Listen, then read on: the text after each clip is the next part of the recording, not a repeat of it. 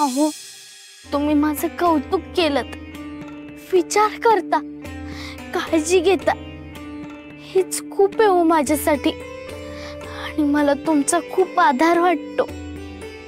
सखू, तुला आधार देण्याची माझी कायमच इच्छा असते, पण परिस्थितीच अशी आहे ना की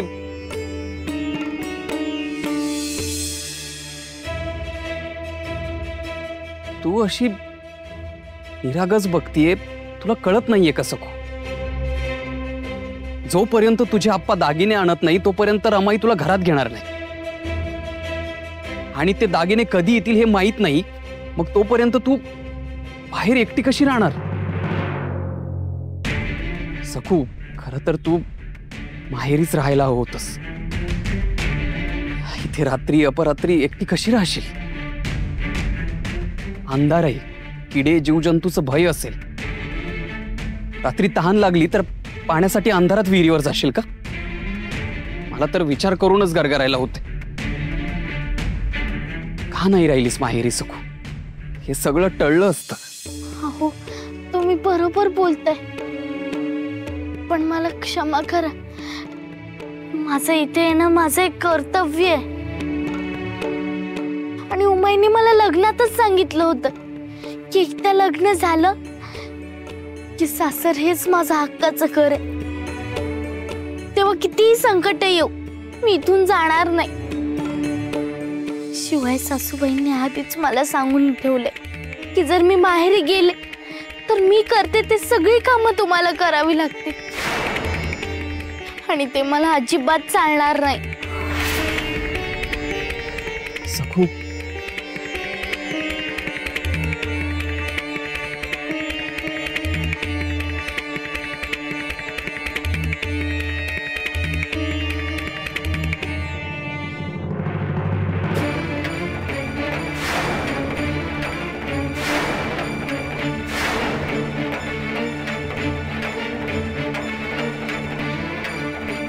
चला आटपा, आता काय भरवणार आहेस तिला? जे हाताला लागलेत, तुझे ते कपडे आणलेत, आणि दिगू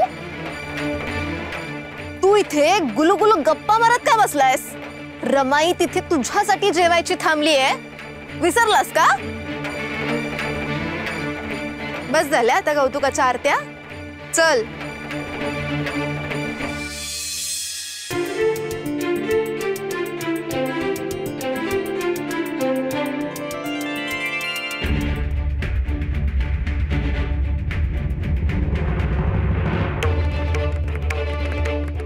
आज जेवायला मिळालंय ते भाग्य समज,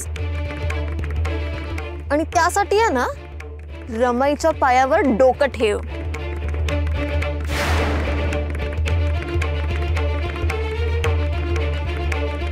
इतकं बोलतीये तरी हसतीये, किती निर्लज्ज आहे बाई ही।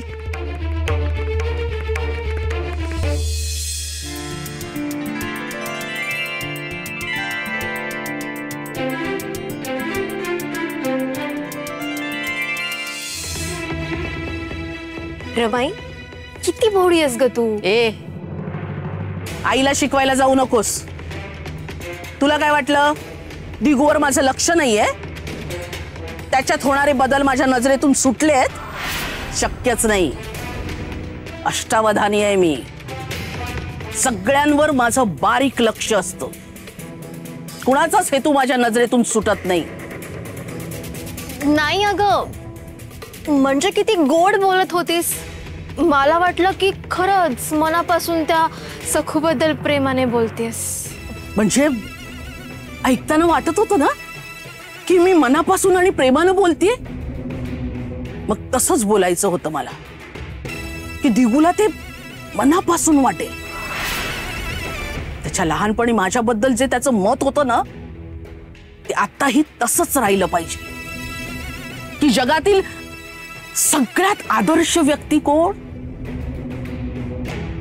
तर रमाई। मग तर अगदी छान सॉन्ग वटवलं सर रमाई। नाही म्हणजे त्याचीच गरज होती, नाहीतर हल्ली त्या सखूमुळे दिगू किती उलटून बोलतो अगं तुला. म्हणजे सखूच शिकवत असेल त्याला. किती दिवस शिकवेल, आता काय तिचं खरं नाही. आणि अंगणात तरी किती दिवस राहणार आहे ती. बोलणं सोपं आहे ग, पण प्रत्यक्षात झेपणार आहे का तिला ते. 4-5 दिवसात सकू गाशा गुंडाळून माहेरी जाईल हे नक्की.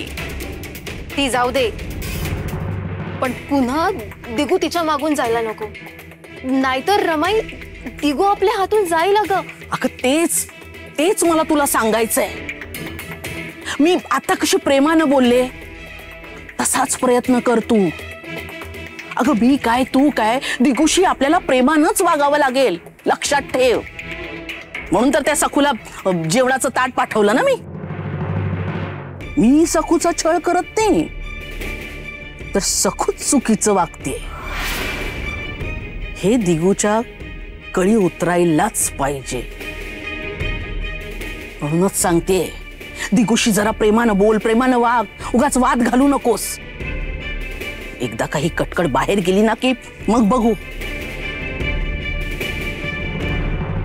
पण रमाई सखू इथून गेली तर ती बाबाजींच्या मठातच जायला हवी. सखू बाबाजींना शरण जाईल, त्यांची दासी बनेल असं वचन दिलं होतंस तू बाबाजींना. विसरलीस?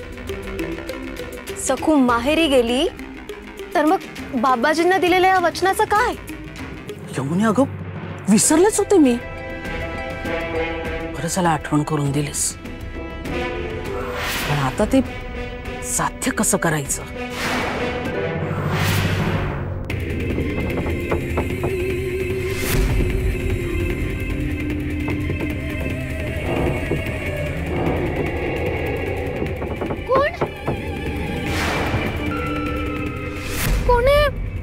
कोण करते? विठुराय बघतोयस ना रे विठुराय, मला किती भीती वाटते. कोण आहे? कोण आहे? कोण आहे? कोण आहे?